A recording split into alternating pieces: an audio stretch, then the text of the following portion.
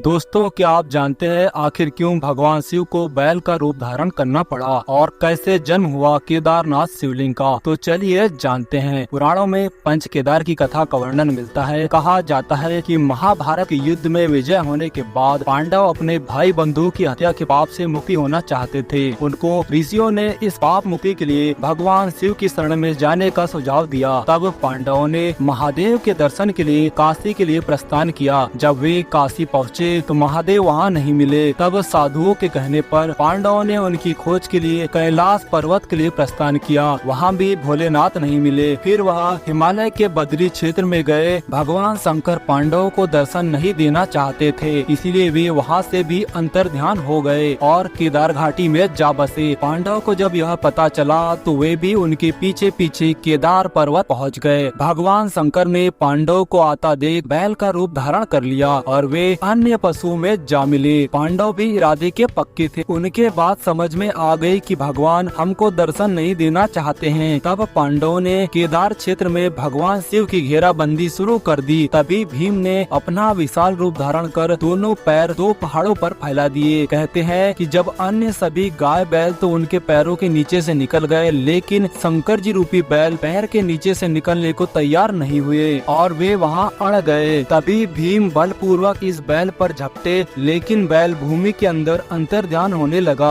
तभी भीम ने बैल की त्रिकोणात्मक पीठ का भाग पकड़ लिया। भगवान शिव पांडवों की भक्ति और दृढ़ संकल्प देखकर प्रसन्न हुए। उन्होंने तत्काल दर्शन देकर पांडवों को हत्या के पाप से मुक्त कर दिया। पांडवों ने भगवान से प्रार्थना की, इसी दृढ़ रूप में यहाँ पर रहे। शंकर भगवान ने तथास्तु कहा और केदारनाथ ज्योतिर्लिंग के रूप में हमेशा के लिए केदारनाथ में विराजमान हो गए। भगवान शंकर की पीठ की आकृति पिंड के रूप में केदारनाथ धाम में पूजे जाते हैं। ऐसा माना जाता है कि जब भगवान शिव बैल के रूप में अंतर्ध्यान हुए तो उनके धड़ के ऊपर का भाग कल्पेश्वर में जटाओं के रूप में प्रतिष्ठित हुआ। शिव की भुजाएं तुंगनाथ में, मुख रुद्रनाथ में, नाभि मध्य महेश्वर में और केदारनाथ में बैल का कुबड़ के रूप में प्रकट हुए। इसीलिए इन चारों स्थान सहित केदारनाथ को पंच केदार भी कहा जाता है।